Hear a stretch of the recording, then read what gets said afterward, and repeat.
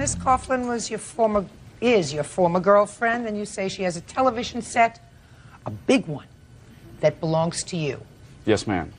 She says the television was a gift. And I find the story behind how you got this television set sort of interesting. I want to make sure I get it right. So why don't you tell me how you got the television set, sir, and when? It was Super Bowl Sunday. We had decided to go to this place called Boston Pizza. We had just broken up recently and decided that day, actually, to get back together. Your Honor, that's not true. Don't interrupt. Real cases, real people. Judge Judy. Pilot David Cannon is suing ex-girlfriend Jennifer Coughlin for the return of his 52-inch television set. Jennifer says David gave it to her when he was drunk. Go ahead. So we went over to the bar. My next-door neighbor was joining us. He joined us a little later. During the game, I was talking to this gentleman next to me, and he was a Patriots fan. I was a Rams fan. Unfortunately, he was the happier one at the end of the night. Patriots won.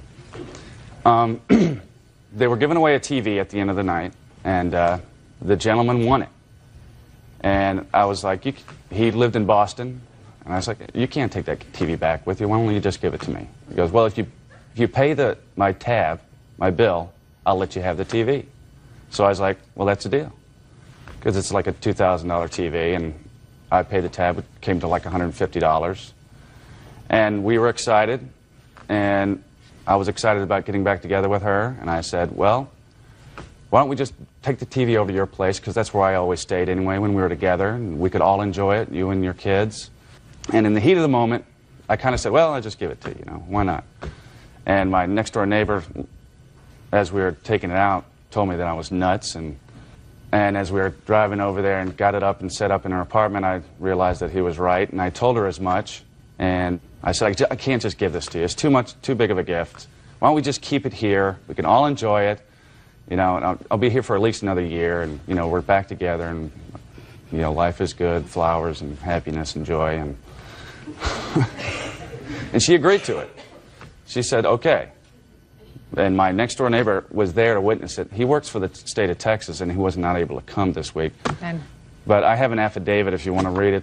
I didn't think you would, but I tried. So 2 weeks later, we get into some kind of argument. She says she wants to break up. I said, I want my TV back then. And she goes, no. I went out and got the warranty in my name. It's my TV now. Tough luck. Your version. It's quite different than that. We were sitting at Boston's in Louisville watching the Super Bowl, and we befriended the man in question that originally won the television. And Mr. Cannon here was quite drunk. When the TV was won by him, he looked at us and said, well, I'm just going to go ahead and give it to you guys because I can't take it back to Boston, obviously. And he got up and announced to the whole entire bar that he was giving it to me. And his neighbor loaded it into his truck, brought it to my apartment that evening, and I also had some neighbors of mine help bring it up the stairs. And he told everybody who would listen that he was giving it to me, and he was so wonderful. I had done so much for him while we were together. I had loaned him money, this, that, and the other, and that he was giving it to me as a gift.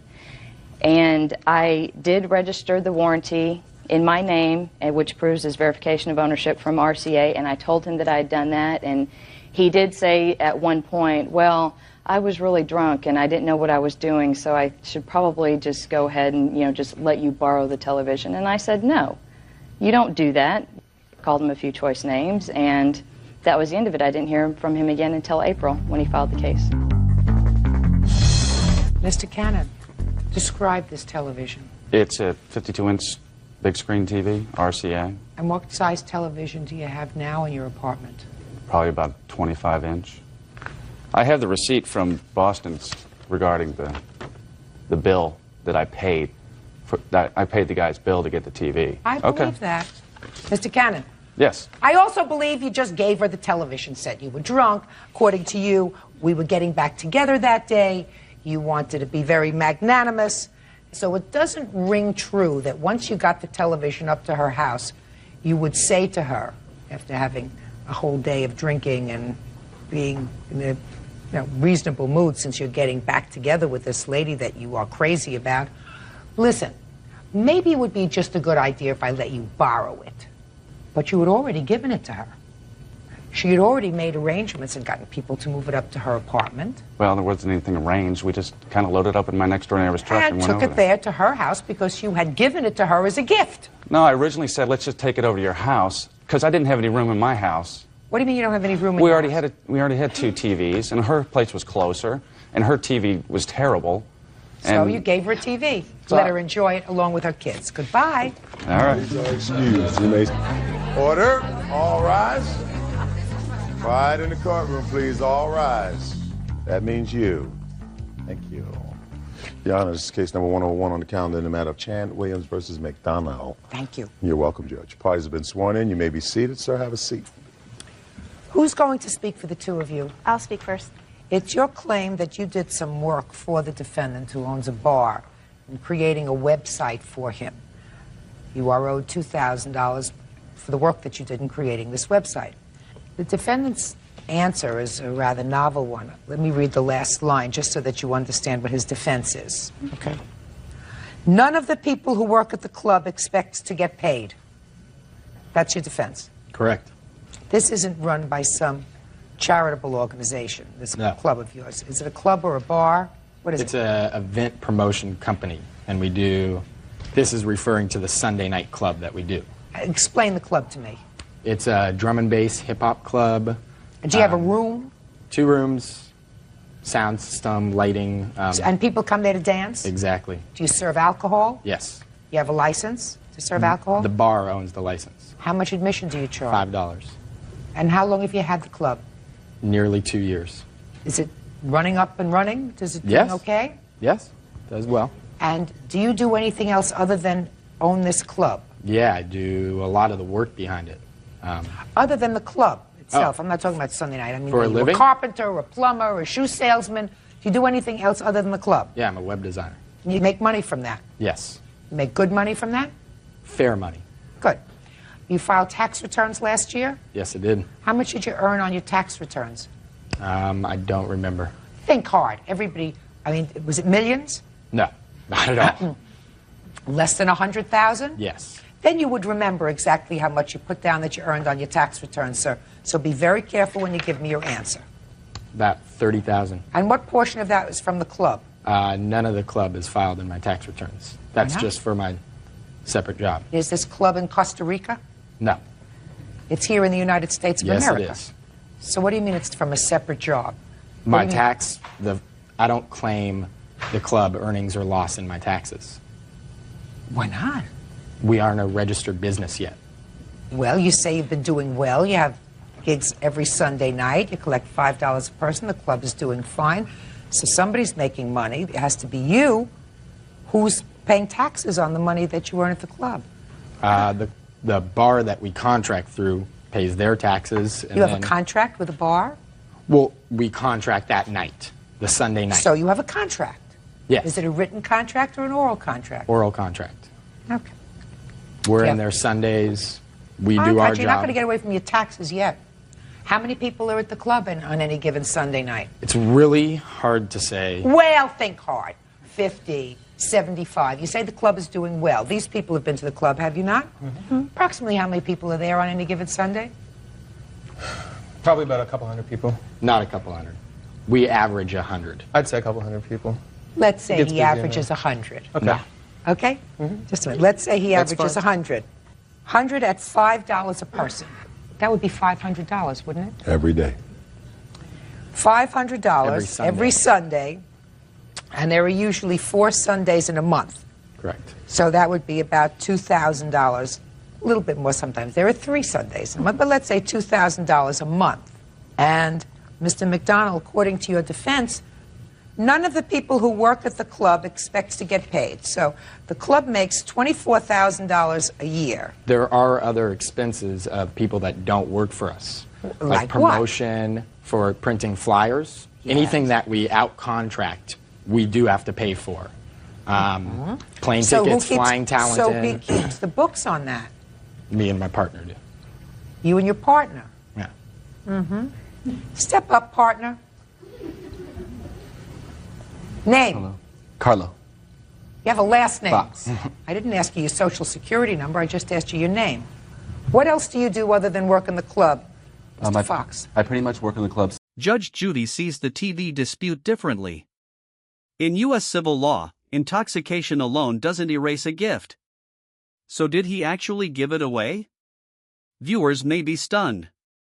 I also help my girlfriend who has a promotional business, and that's aside from the business that me and him have together. Now, did you file tax returns last year? No, you didn't. Right? No, I didn't.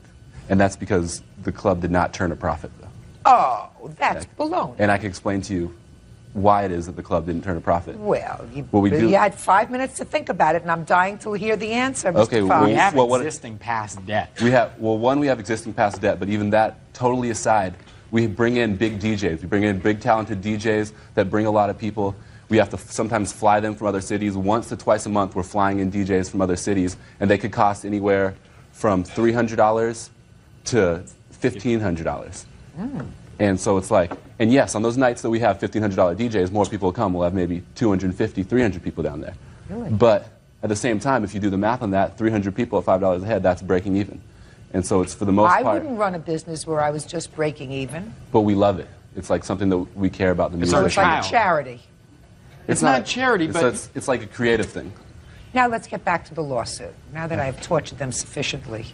Tell me about the creation of this website that you discussed with them and what the financial arrangement was. Okay, back in August, while we were at the Sunday night club, Ian approached us with the offer that if we agreed to be in charge of... I didn't approach them.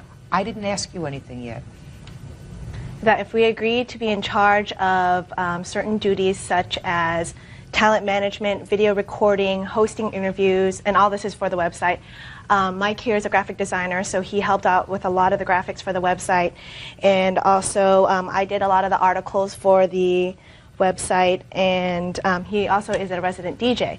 And if we were to be responsible solely for these duties for 6 months, that he would give us $2,000. And we haven't been paid. Did you do what you were supposed to do on the Yes. website? It was more than just a website, too. Tell me what you did. See, well, you can't talk. Good.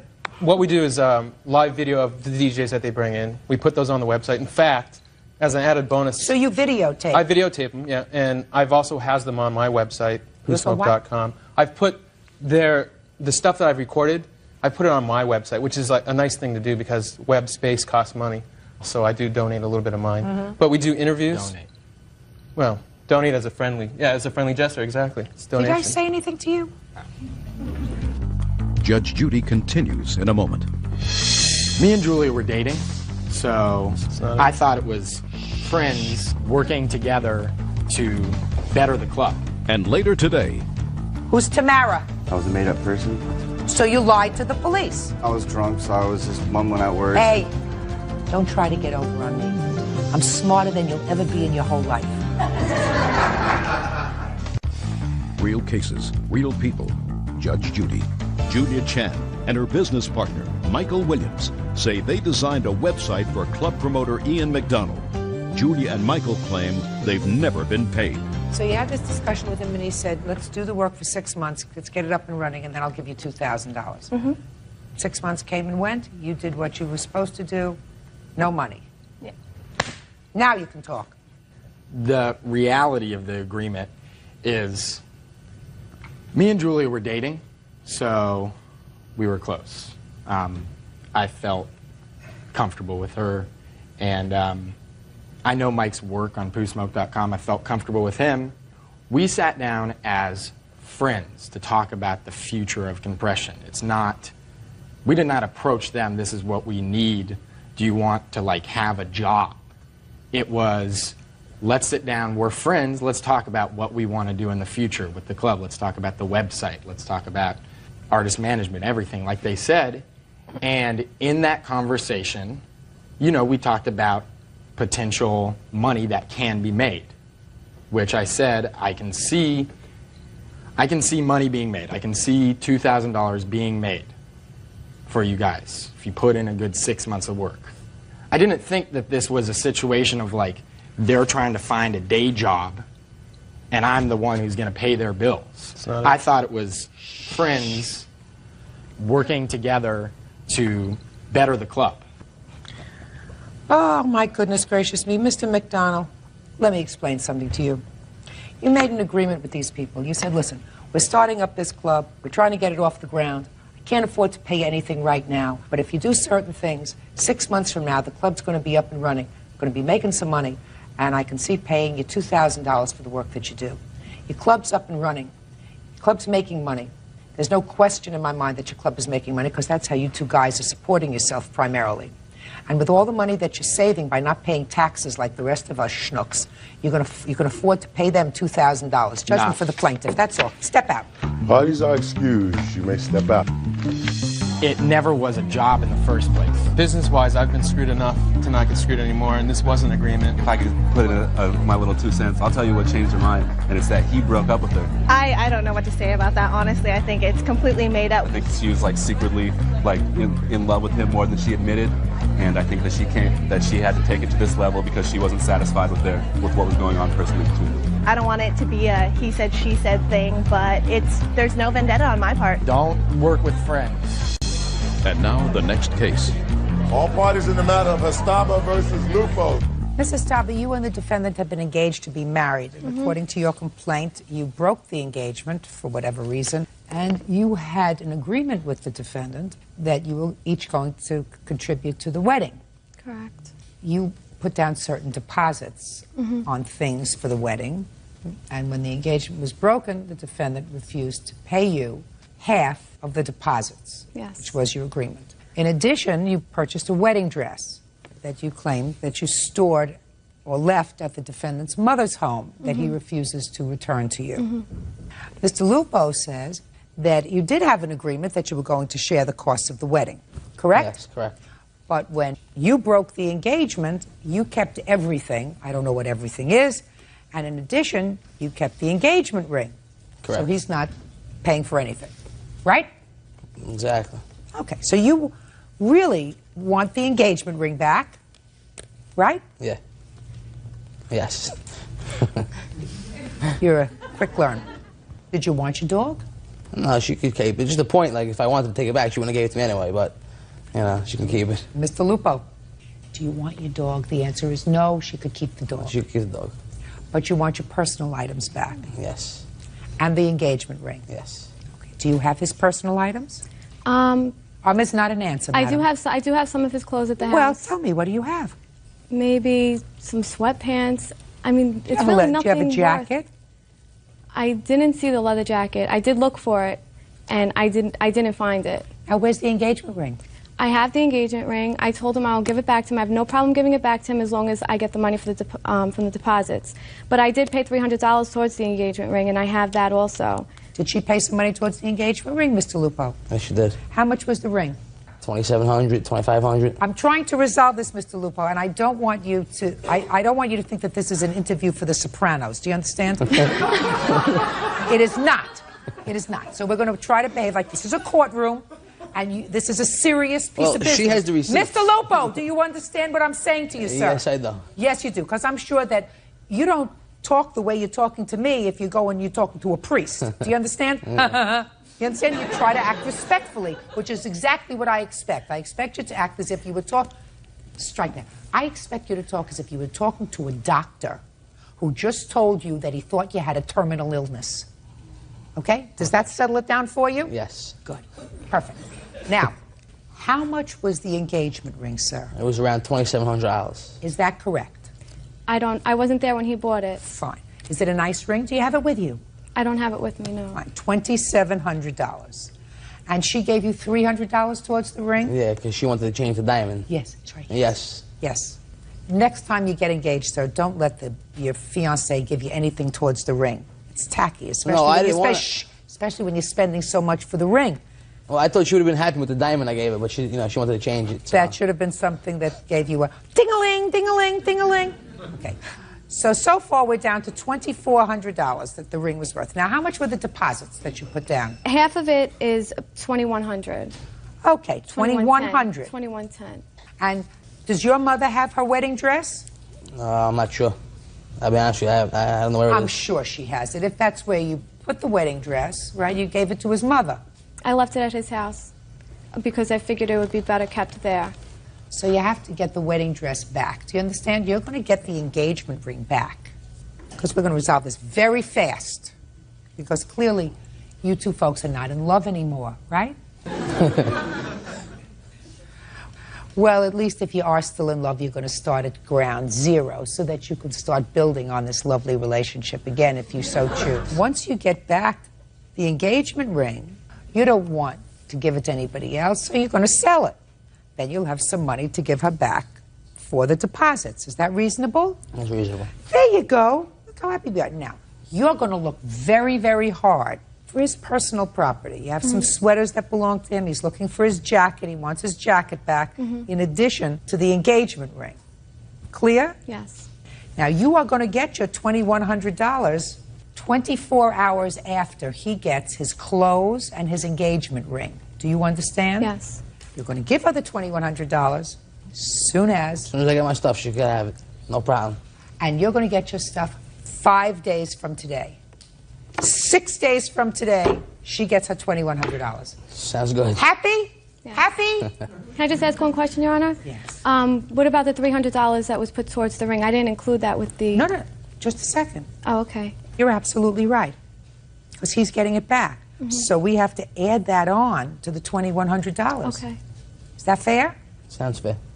By the way, just for my own interest, why did you put $300 towards the ring? Is it true you wanted a different stone? We changed the diamond. You wanted a different diamond. Not we changed the diamond. He doesn't know anything about diamonds. Trust me, he knows nothing about diamonds. It looked nice. It looked nice. It looked nice. You wanted a different diamond, Yes. right? And he agreed. Yes. Fine. Then you agreed. Nice guy. So, $2,400. What else? My records, my DJ equipment. Everything that belongs to him. I'll give him everything back. You give I don't him have a everything problem back, with because one day after he gets everything back, you I'll get your get my money. Exactly. Otherwise, you don't get your money. Right? Yes. Right? So now he's going to get everything back. Goodbye. Good luck. Have a happy life. Thank you. Thank you. Parties are excused. You may step out. As long as she gives my stuff back, I got no problem paying her money. He wasn't living up to any of the agreements. He would tell her, I'll pay her, and then he wouldn't come through. Hopefully work things out. I don't know, maybe, in the future. Well, if he had feelings for me, he wouldn't have cheated on me at his friend's bachelor party. I guess we were both immature at the time, you know what I mean? There wasn't any way I could have done it on my own. I needed Judge... Friendship isn't a legal loophole. The judge hears an alleged 6-month deal for $2,000, then tests it against the work performed. Was this really just friendship? Viewers may cheer.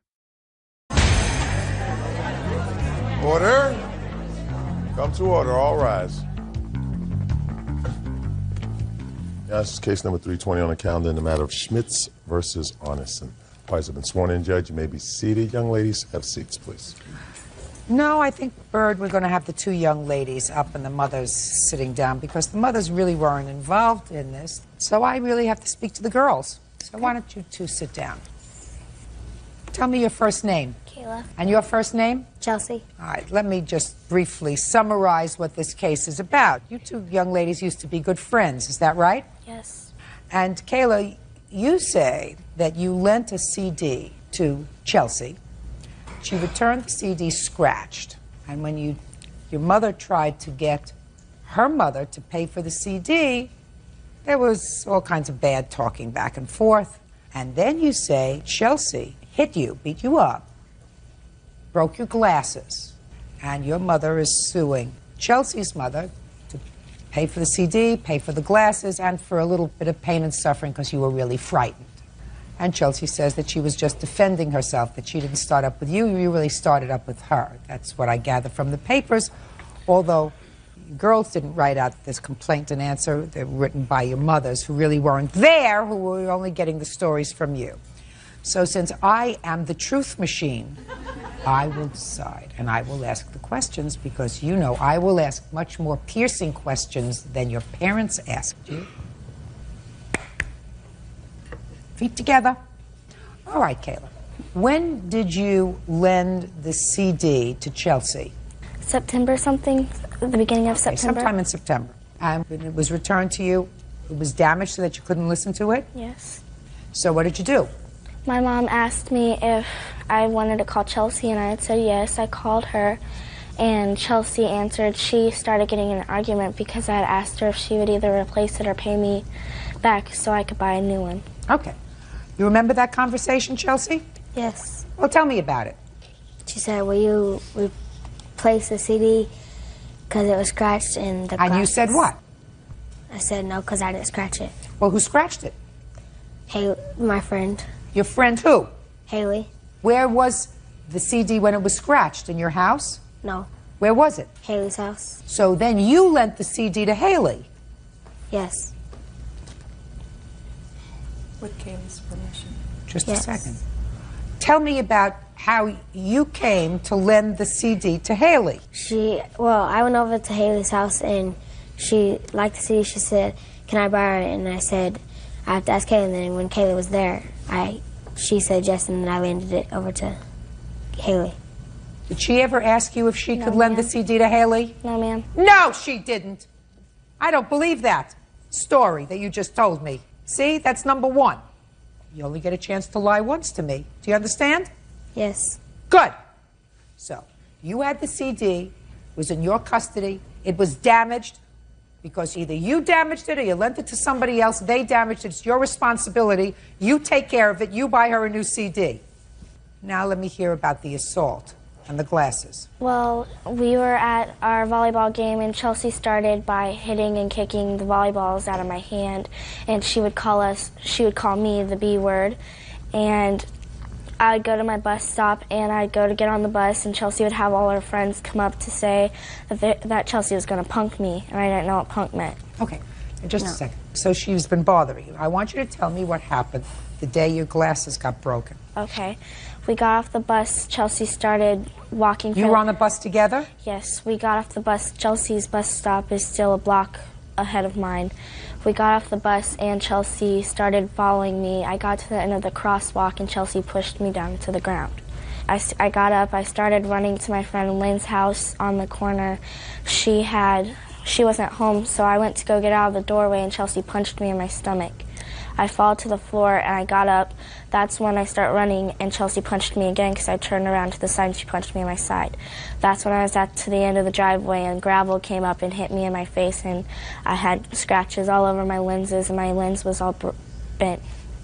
All right, now Chelsea, I want you to tell me your version of those events. You were on the bus together. Yeah, we was on the bus together. We got off. Look at me. We got off at the same street together. Now, is that the street you always get off at? Yes. Is that where your house is? Yes. Okay, go ahead. And I wasn't following her, actually. I was going over to Tanisha's house, and I did not punch her in the stomach. Just tell me what you did do, not what you didn't do. And look at me. When we went into this house, I pushed her. Why did you push her? Because she kept on saying, you're going to replace the CD and replace the glasses and stuff. No, you hadn't touched her glasses yet. Her glasses weren't hurt yet. You're following her, and you said you pushed her. Yeah. And I'm going to ask you again, why did you push her? Because she kept on saying, you're going to replace the CD and stuff. So she's saying to you, you're going to replace the CD, so you pushed her. And what happened when you pushed her? She pushed me back, and then we kept on pushing each other, and then she fell on this couch. And how did she fall on a couch? Because she knocked on this lady's door, and... She knocked on a lady's door? Yes.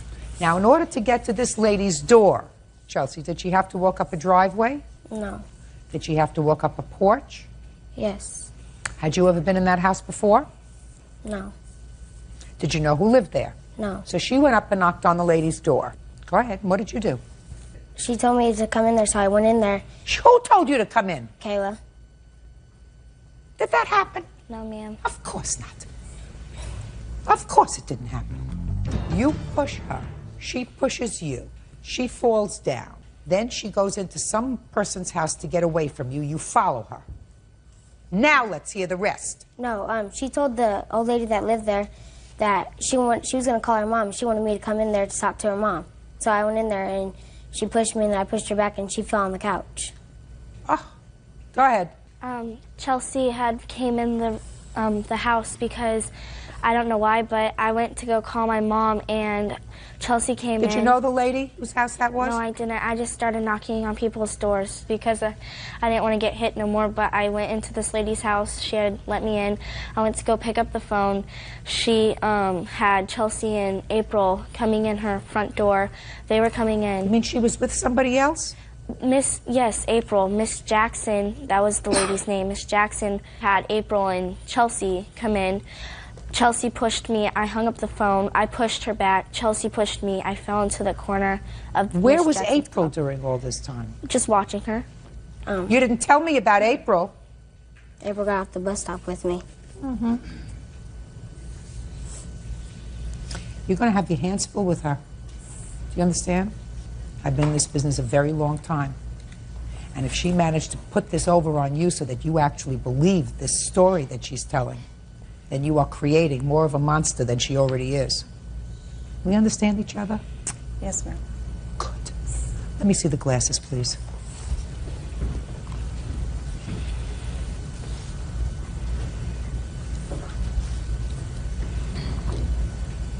How much was the CD? About $20. Mm-hmm. How much is it going to cost you to replace the glasses? I've already replaced them. It How was much were they? $136. Are you both still at the same school? No. You changed schools? She did. Why do you think she changed schools? Because she moved. Did it have anything to do with her? Yes. No. Did it? Yes, ma'am. Now you can step up. You too. When did you move? October 15th. Is it because of this incident? Yes, it was. Discontinued for a couple of weeks. You mean after this? After Yes. this. Tell me about the continuation. Were you a witness to the continuation of any of it? Only Kayla coming home every day saying that Chelsea had all of her friends threatening to beat her up, and we called the school counselor. He was unable to get a hold of Chelsea's mom because she was in jail. So. What were you in jail for? I wasn't in jail that time, Your Honor. Where were However, you? I was out of town, and when Kayla decided to spend the night with Chelsea, and I said that they could not spend Listen the night. to me. Who was supervising your daughter? My other daughter. How old is she? 19. Your Honor? And I never let my children spend the night if their parents not going to be there. Listen to me very carefully. Your daughter is heading down the wrong path. I believe my daughter, Your Honor. She's a liar. I believe my daughter, Your Honor. She's a liar. She's a bully. A liar and a bully.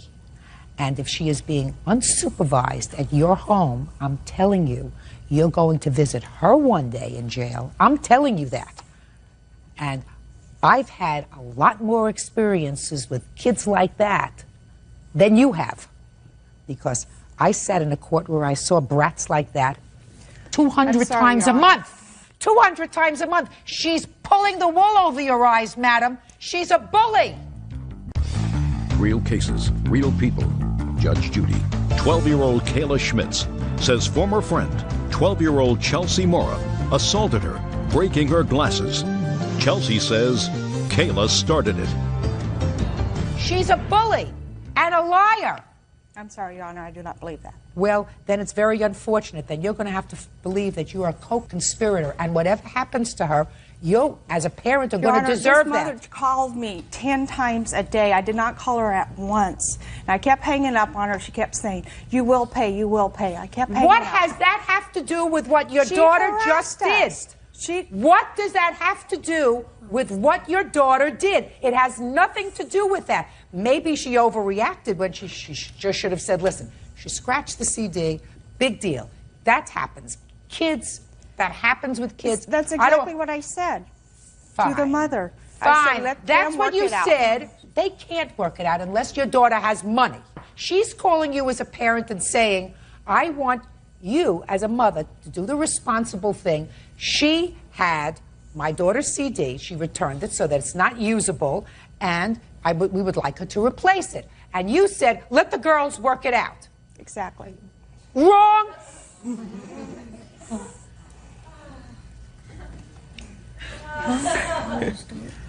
Let me explain something to you. Let me explain something to you, why I look at him, so you'll understand. Bird thinks that I am sometimes too verbally harsh, right? And we had a discussion about that. And I'm going to tell you something. It's not true. Because sometimes the only thing that people like you understand is very clear, monosyllabic words like liar, cheat, sometimes two words, bully, jail, juvenile hall. Sometimes maybe that's all you understand. But certainly you caused, your daughter caused, because of your lack of supervision of what she was doing, a whole family to uproot themselves, to change schools. We're not talking about just broken glasses and a broken CD. We're talking about her being a mean-spirited bully, and you're sanctioning it. And I'm telling you, you are going to suffer for it as a parent. But more than that, you're fully cooked. You go to jail. You're out of town, a 19-year-old is supervising a 12-year-old, you think that that's okay, but she's not fully cooked yet. And unless you take control of this not fully cooked 12-year-old, you are going to suffer, but so is she. And when you say to me, I believe my daughter, I say, you are hopeless. Judgment for the plaintiff in the amount requested, $1,000, and that includes your moving costs. Goodbye. Parties are excused. You may step out. They asked me if I wanted to file assault charges, and I said no, I just wanted to keep her safe. Other mother knew that my 19-year-old was watching the girls, so if she chose that it was unsupervised, she knew what was going on. The whole family's going to end up in jail. Chelsea's a very good child. Take your friends wisely. And now the next case. All parties in the matter of Burdock versus Mayo, step forward, please. A scratched CD becomes a lesson in responsibility. If you lend property and pass it on without permission, accountability can follow. Was Chelsea already liable? Viewers may feel stunned. Ms. Burdock, the defendant is a friend of yours, or was a friend of yours. Was. And she shot you in the face. Yes, she did. With a pellet gun. Mm-hmm. Could you step up here? I'd like to look and see where the mark is from that. I have this scar and an indent in my gum. Well, the indent in your gum you don't see. Let me see the scar. And no feeling in 2 teeth. Okay, step back. I'd like you to tell me when this happened and under what circumstances. It happened last year, July 7th, I believe. And we were trying to wake him up, and then we brought him. Let's start from where were you? We were at my apartment.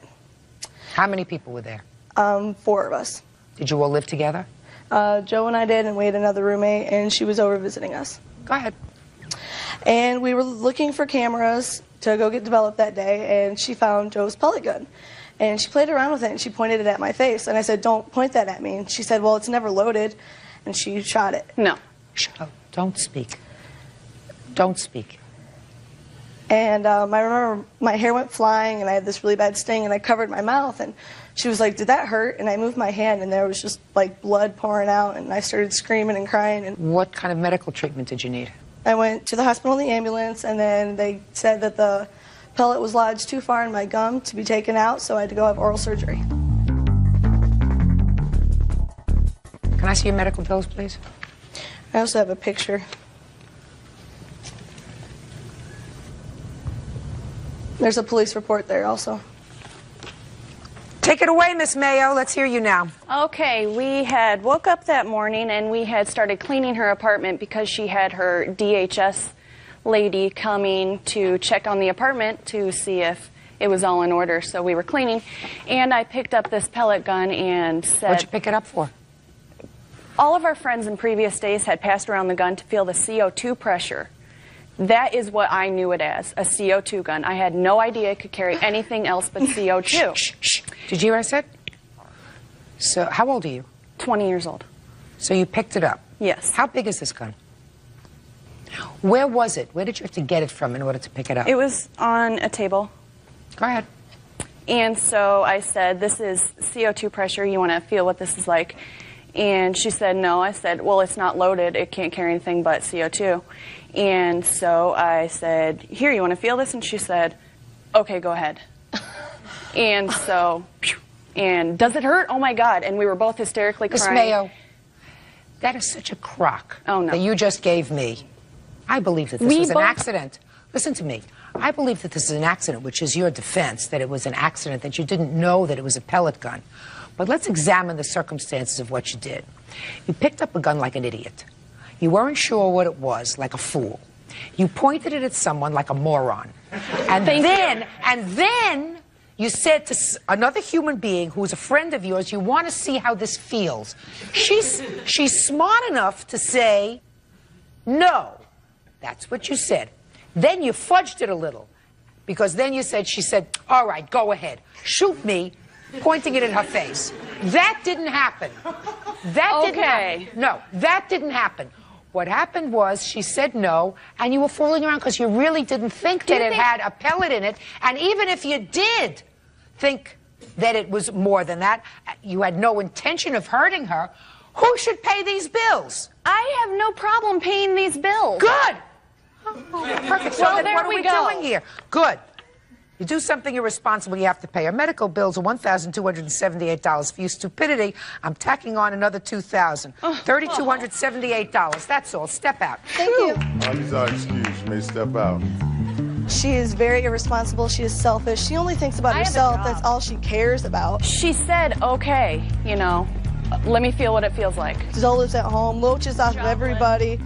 You don't know that, honey. Oh, yes, I do. Oh, no, you don't. They were shooting themselves in the mouth. They felt it on their face. I was never around. That did not happen that day. I've never seen them do that. But she knows that that was a pellet gun. She lies about, okay, I have 4 tattoos and only has 1. About time that she faced up to some responsibilities instead of screwing over all of her previous friends.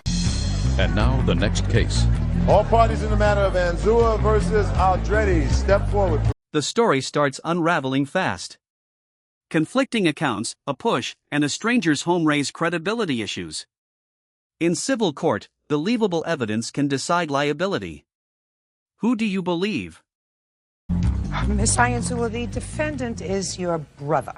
And Yes. according to your complaint, you did him a favor and you rented a car for him for credit reasons. Is that right, sir? No, because I was under 25 at the time, and they charge you an additional fee just to rent. It would have just costed me way too much at the time. Actually, it was also for credit reasons. So you did him a favor and then he wrecked the car. And the rental company withdrew directly from your bank to cover the damage to the car. Ultimately, you settled with them and the entire fiasco cost you $2,066. Correct. Good afternoon, Your Honor.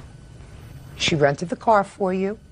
You used it exclusively. Actually, she offered to rent the car for me. But you used the car exclusively.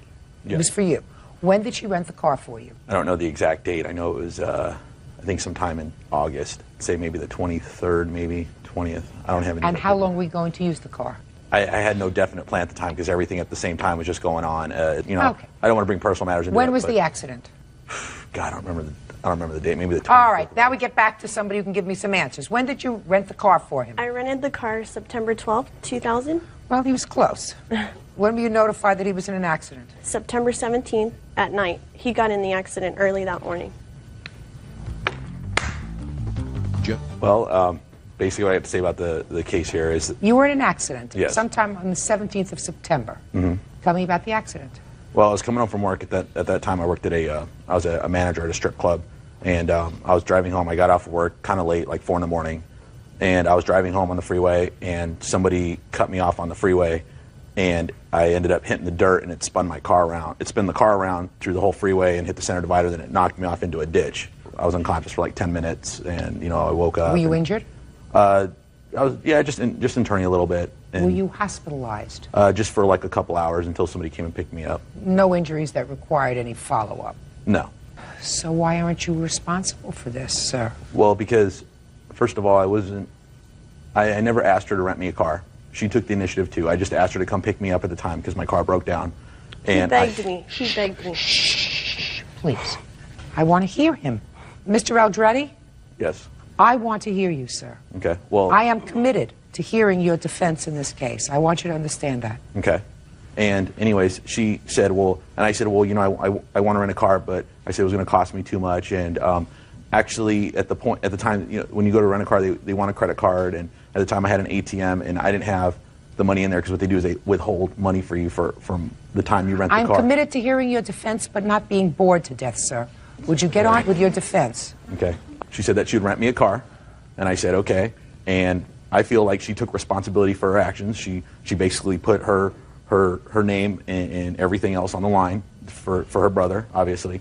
And I started looking into it, and I don't feel like I'm responsible for it. I mean, if somebody came to me and said, hey, I need to borrow your car, or if I said, hey, go ahead and borrow my car since you need a car, I'm taking the responsibility for their actions. If they get into a car accident, it's my fault. I'm not going to go after them because they got into a car accident. First of all, it wasn't even my fault that I got into the car accident. I mean, I just don't feel like I'm responsible for it. I mean, if I'm going to let somebody use something of mine or get something for them or whatever, and something happens to it, I'm taking the responsibility for it. You know, and the way I feel is that's what the insurance is for. You know, I mean, she's my family, she's my sister, that she's like the only closest family that I have. She owns a business. I've done plenty of things for her as far as her business. I've gone to work for her without asking for anything. I told you, I don't want to be bored to death. When you're finished, I'd just like you to say, Judge, that's my defense. Well, when you're finished. My defense, Your Honor, is basically she took the responsibility for it. She put her name on the line, and that's what happened, and I feel she's responsible for it because I had nothing to do with it. I didn't take the responsibility for the car. I never signed a contract saying if I get into an accident, I'm going to cover it or anything like that. Are you ready for the sentence now? I guess. You know what the sentence is? Judge, that is my defense. Oh. Are you finished? I don't want to rush you. Okay. Mr. Andretti, I don't want to rush you, sir. I just want to get things clear, that's why, because... No, I want you to be clear. Okay, and Your Honor, that the reason why I feel like... Don't repeat yourself, though. I mean, because my mind is still relatively intact even at my age. You know, I don't like things repeated time after time after time. When you've said what your defense is, I'd like you to just let me know. Anything else? Nope, that's it, Your Honor. So can I have the sentence, please? That's my defense. Perfect. Judgment for the plaintiff in the amount of $2,066. Mr. Andretti, there is something wrong with you. Now. It's all Andretti. There is something wrong with you. It's all Andretti, though. I just want to... Whatever. Okay. Your sister wasn't at the bar where you were working that night. She didn't drive home 4 o'clock in the morning. You were driving home 4 o'clock in the morning. She did you a favor, hoping that you would act responsibly, that if something happened to this car while you were driving it, that she wouldn't be out any money. She expected you to pay for the car that she was renting for you. That was your agreement, wasn't it? That you were going to pay her for the rental, right? I wasn't going to... No, I never agreed to her that I was going to pay for anything. You mean she was just renting the car for you and she was going to pay for the rental? Well, I was going to pay for the rental. That's what I just said, so pay attention. But I never said I will pay for any damages or anything like that. She signed that waiver herself. I mean, she should be taking responsibility for her actions for saying, hey, I'll rent a car for you. You know, I read your papers, your complaint and your answer in preparation to do this case. I read your words, and let me tell you the little notes that I made for myself. I said, brother smashes rental car that sister leased for him as a favor. Brother's answer is, duh. That was my note. That was my note. I was hoping I would come out here and hear something different from you, sir. That's why I gave you all the rope you needed. But I feel like... Grow up! Judgment for the plaintiff. Thank you. Parties are excused. You may step out there. He's been so irresponsible in the whole matter. Hey, look, I'm not responsible for it. He just pretty much bailed out on me. The way I feel is I don't owe you the money. Hopefully one day we can, you know, be brother and sister again. When they had their newborn child, I took care of them while they went to work. We've always been really close until this point. You know, that's why I really didn't hesitate to rent him the car. When she opened up her business, I went over there and did work for them while for nothing. I mean, I never asked them for a dime. Unfortunately, it was his choice to put the strain on. This is bigger than broken glasses. The judge focuses on supervision, alleged bullying, and the family's response. Civil damages can cover proven losses. Did the parent ignore the warning signs? Order, all rise.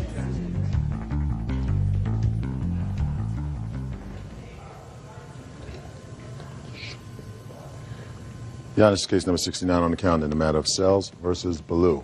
Parties have been sworn in, Judge. You may be seated. Folks, have seats, please.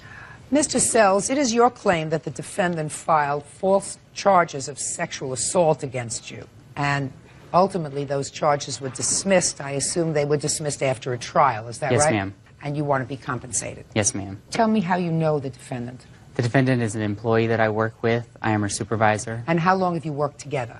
I believe about a year. Now, according to your complaint, something happened with the defendant's boyfriend that sort of precipitated all of this. You want to tell me about that? Yes, ma'am. Beginning in February, Mr. Alphen, the defendant's boyfriend, began leaving threatening notes on my car. I reported them to the police. The first time they said it could be just a mistake, so they wanted to let it go. If it happened again, to come see them. So I did. It happened again in March. I got another threatening note. I had the police come down. Do you have those notes? I do have part of one. It was raining outside, so it got pretty destroyed. The other one is at the police station as evidence. So I'm going to give this to the judge, please. Sure. Thank you. Sorry. I love when they tell me my job.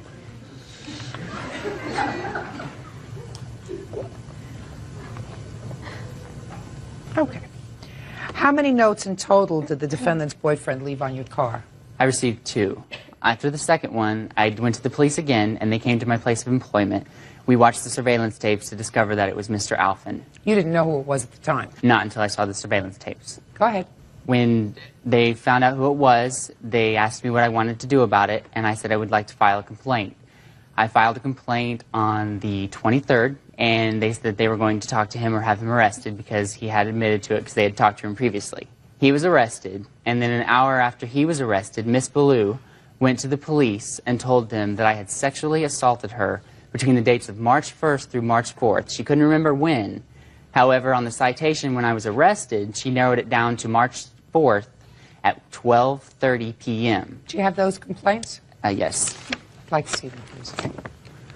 Also, on the time that she claims it occurred, Miss Ballou claims it occurred at 12:30 p.m. March 4th. However, I have coinciding records that show Miss Ballou did not clock in for work until 12:57 that day. There would be no possible way in that 27 minutes I could do an override or a supervisor function for her if she had not even gotten a register yet or been at work. So what happened when you were arrested, Mr. Sells? You were arrested, ultimately, I assume you had to hire a lawyer, or you were given a lawyer? Yes, I did. You hired a lawyer? Yes, I did. What happened with the boyfriend's case? We were both given the date of May 2nd. However, I moved it up to 4/18 because I felt I wanted to get it over with. The situation was bad enough. I didn't need to let it drag out. Mr. Alphen pleaded guilty to harassment and was given a year's probation, the same date that my trial was. What happened at the end of the trial? My lawyer kept pushing that we had surveillance tapes and videotapes that had to be shown if they wanted to prove, you know, beyond a shadow of a doubt that I was not guilty. The judge didn't want to watch the tapes, so he appointed the prosecutor and my attorney to watch the tapes. They watched the tapes. A few days later, the judge ruled not guilty. Did the prosecutor agree that that was... Yes, move yes, to he dismiss agreed. the charges? Yes, the judge, the prosecutor, and my lawyer were all together in it. Okay. Now, I've read in your complaint, sir, that you had had a conversation with Miss Ballou, either you or your lawyer, prior to the date set for both her boyfriend and you to appear in court with regard to dropping the charges. Can you Yes, tell me ma'am. about that conversation? We were in court getting ready for my trial, and Miss Ballou's lawyer, attorney, came to my attorney and spoke with us about if I would drop the charges against Mr. Alphen, then they would drop the charges against me. And you declined to do that? Yes, I did, due to my innocence. Were you suspended from your job for any period of time? Yes, I was, ma'am. For how long? 33 days. You are now back at work? Yes, ma'am. What about the defendant? She wasn't suspended. She is still employed. All right, Miss Ballou, now I'll hear you. Well, when I made the complaint to the officer in the report, it was not the 4th. It was sometime the first week, the 1st or the 4th. What date did you start to work at the company together with the plaintiff? The beginning of August, I would say. Of 2001? Yes. And Mr. Sells was your supervisor all that time? Yes. And was this gentleman your boyfriend all of that time? Yes. Now, I want you to stand up, sir. Your last name is? Alphen. Mr. Alphen, why were you leaving notes on the plaintiff's car? Because my girlfriend, then my fiance now, is being sexually assaulted at work. No, sexually assaulted is a conclusion. What did your girlfriend tell you that inspired you to leave these notes? The plaintiff, Ryan, a person that's our personal space, and at work he would stand very close to Kristen, you know, talk to her in a flirty manner, try to rub her shoulders, and she would tell him to stop, and he would just blow it off like she was joking. He would try to hug her all the time and put his hands toward her breasts. And, yes, ma'am. That you're making up? No, ma'am. That you're making up as you're going? Keep going. And finally, there was an incident at work where he got very close to her, rubbed himself on her. No, that happened in March, sir. That happened after you wrote the notes on his car. Yes, ma'am. Now, after you left these notes on his car, which you, I assume, did not sign. No, Your Honor. What did you say in the notes, sir? I called him a little... You called him a little Yes, ma'am. I don't know Now, if why it's would you call him a little please. because I was very angry. A little is not something that you call a man. You may call a man a but you don't call a man a little Now, why did you call him a little sir? Because I was very angry at him for touching my fiancée, ma'am. You're not answering my question. Well, Officer Byrd understands my question. You call a woman a bitch. You don't call a man a little bitch. And you know that. So why would you call him a little bitch? Because I was angry, Your Honor. A pellet gun changes everything. Even if the shooting was accidental, pointing it at someone creates serious negligence concerns. Who pays the medical bills? Viewers may be shocked. Miss DeLu, is it just coincidental, madam, that you filed a formal complaint for the first time for incidents that had occurred months before, 1 hour after your boyfriend was arrested? Is that just coincidental? Is that what you want me to believe? No, I have... It was on purpose? Yes. Okay. Now tell me, what inspired you 1 hour after your boyfriend was arrested to file this complaint? Well, I had talked to management about it before, and they didn't seem to do anything. So the officer didn't cuff him or anything. He just came to our place of work and told him that both of us needed to meet him at the police station. So we went down there, and I told him everything that Mr. Sells has done to me, and he asked me if I would like to make a complaint, and I said yes. But that day, when we were at work, when I turned him into management for like the 5th time after they didn't do anything, he came back up to work after he Do you have any copies of the reports that you made to management prior to March of 2002? They didn't have me write a statement. They just talked. And you didn't write a statement? They did not You want... did... No, you did not write a statement. You have the ability to write a statement. I did write statements with one of my management. Oh, let me see it. I don't have them. They would not let us take anything out of... Mm-hmm. Well, if you write a statement, an intelligent person keeps a copy. Go ahead. Ryan came back up to work after he found out that I had turned him in, walked up to my register when I was checking people out, told me I was full in sexual harassment, all this was bull. I believe that's true. So... I believe that's true. I have proof. Oh, I believe it. Let me see your proof. That Ryan has done this to me and other women and that other people have seen it. You want them? I don't want letters.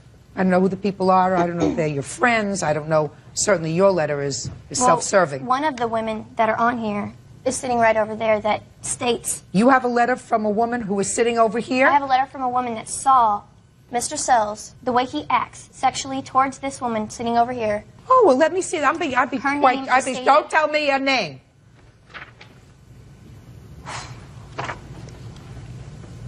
Excuse me, Your Honor. May I bring my witness over to speak with you? Sure. Thank you.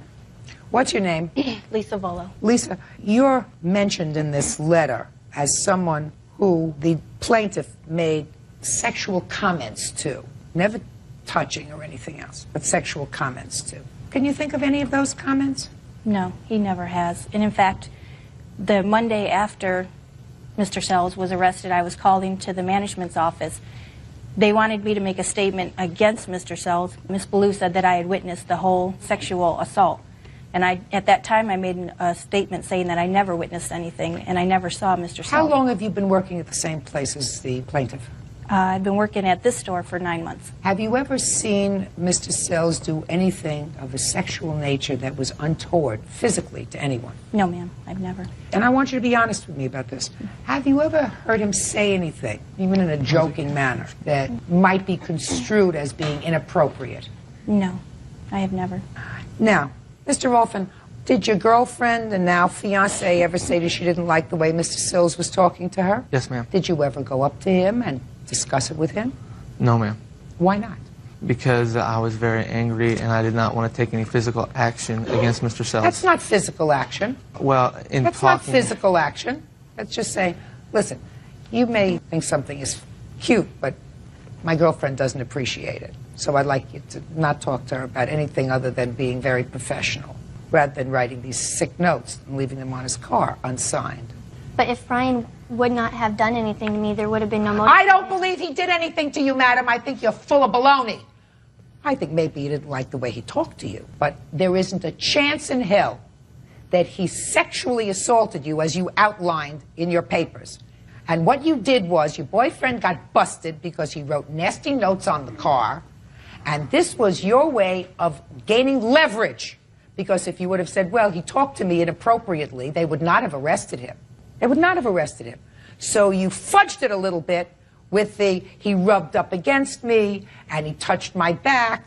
Now, your boyfriend has an interesting choice of words when he refers to the plaintiff. So he may not have liked him for a variety of reasons. But there is no question in my mind that you are full of it when you say that he physically touched you. So, he was out of work for 33 days. He hired a lawyer. The maximum he is suing for in the jurisdiction where you come from is $3,000. Yes, I believe you are entitled to every penny. Thank Judgment you for the so plaintiff. much, That's Judge. all. Parties are excused. You may step out. And everyone knows that she lied and that I was totally innocent the whole time. Ryan knows what he did and he should be punished, but he's not. I'd never seen Ryan do anything, and I just knew she was lying. Stay away from Ryan. Miss Ballou put me through hell for nothing. And now the next case. All parties in the matter of Harvey versus Hyatt. Step forward, please. The rental car defense hits turbulence. He says he never agreed to cover damage, but he used the car exclusively after his sister rented it. Does responsibility follow control? Viewers may rage. Ms. Harvey, the defendant is a former boyfriend of yours, and it is your claim that he promised to pay for some repair work on breast implants that you had while you were together. You've since broken up, and he refuses to pay for this reconstructive kind of surgery, which you have not yet had. Is that right? Correct. Okay. Were you living together? At one point. When? From March till December of the past year. And you had breast augmentation surgery previously, is that Yes. right? When? How old were you? 27. Okay. So when you were 27, you had breast augmentation surgery for the first time. Did you ever have any subsequent surgery? Yes, I had problems. What kind of problems did you have? With the first set, I had hardening, which they took them out and put saline and silicone in, where they would enhance them gradually so it wouldn't build up the scar tissue. And how then old were you when that happened? all of this happened within 5 years. I had like 5 surgeries. 5? Mm-hmm. When you were 27, you had the first surgery. When did you have the next one? Like the year after that. Why? After the hardening, they wanted to take out the bulbs that they used to put the saline in. And when he took the bulbs out, he wanted to just put in a new fresh set with the upgraded implants. So that's when you were 28. Right. When did you have the next surgery? It was a couple of weeks after that I developed a staph infection, and they removed the right breast implant, and then I went a year without an implant. Without? Right. Ms. Harvey, you went and had the implants put in again. I had to because the skin had stretched so much. The doctor said it wouldn't look normal if he hadn't put another implant in there to replace the... So then you were 29? Correct. So now I have 4 surgeries. When was the 5th? The year after that, after the staph infection, he put new saline implants in, and then they were fine for the next 8 years. What happened 8 years later? So at that point, you're about 38. Right. I started dating the defendant, and I was having some problems. They were hurting. We massaged them together, Glenn and I, and in an intimate moment, the right one, it ruptured. And it took some time before the saline came down. But over time, you know, it was obvious, and it made a real impression on my self-esteem and everything. And the defendant and I were engaged to be married, and we were getting his finances in order so we could be married. So I was taking care of the majority of the bills and helping him. And when it came time for me to have my surgery, because last summer we couldn't enjoy going to the pool and everything like that, that's when he took me to the doctor. I had 2 consultations, and the surgeries were between $6,400 and $6,700. At that time, the defendant did a quick at financing the surgery, but it was denied. And now, you know, I wanted to get this taken care of because it is noticeable, and I have pain because scar tissue builds up around the implant where it is because it's flat now, it's not smooth, and I have a lot of pain, and psychologically it's just hurting me, and he's backed away from his commitment to me. Well, I didn't hear about a commitment. We've talked over the 2 years about taking care of it. As a couple? As a couple. When you were sharing expenses? Correct. Okay, you want to say anything, Mr. Hyde? I just deny any responsibility for ever saying that I would pay for her surgery, and I had nothing to do with it, with her implant rupturing. I have a quick app that he said he would pay for it, and I have the doctor's with a picture. Okay, go ahead. I filled out that application to help her get the money, you know, for financing her surgery. That's the only reason that I did it. It wasn't to say that I would pay for it. I think that there is some truth somewhere in the middle of your two statements, and that is that it was contemplated that as a couple, since you were going to be pooling your money at some point if you got married, this would be a joint debt because you were filling out the credit application if you couldn't get credit, and you were to be a couple and move on, and this was just going to be one of the things that you had to pay off. Would that be a fair statement? Yeah. Pretty much. Okay, so that's somewhere in the middle of he promised to pay for it and I didn't promise to pay for it. It was going to be a family debt. But you're no longer a family, Miss Harvey. That's your problem. There has to be a reason. I put most of our debts for the past 2 years on my credit cards to help him get out of debt in the promise that we would be married. And I did have a promise he would pay for it. He's not telling the truth. He said he would pay for the surgery. Oh, I think that it was a family obligation that when you were together, you put the majority of your money to use paying off debt. That was a nice thing. However, that does not create a promise that he would take care of this for you. I have just a couple of questions, Mr. Height. How much do you think she paid off in debt for you over the short time that you were together? I don't recall her ever paying anything off for me. We took some trips and went to eat and things like that on her credit card. But as far as her taking money and paying any of my financial responsibilities, monthly debts and bills, that never happened. So what you're saying is that she relieved you of certain stress by paying for your entertainment and your vacations expenses. and some living expenses. He lived free. Did you pay rent when you were living together? I did not pay rent. I paid the utilities. Not always. I paid 7 out of 5 times for the utilities. I mean, you paid 5 times out of 7 months. No, he was Can't more. pay 7 out of 5. That math doesn't work. Miss Harvey, Yes. the romance is over. It's sad that it's over. And I'm not going to give you any medical advice because I'm not a doctor, but it seems to me a substantial part of your late 20s, early 30s, and now beyond are involved in recuperating from surgery. Maybe you should just say, this was not meant to be. The doctor said that I would have to have the surgery, and the implants needed to come out because of chance of infection, and that do you have medical insurance? No, I don't. They won't cover it because it's cosmetic. Well, this isn't cosmetic if the doctor says it has to come out. For medical reasons, the chance of infection, then that's not a cosmetic reason.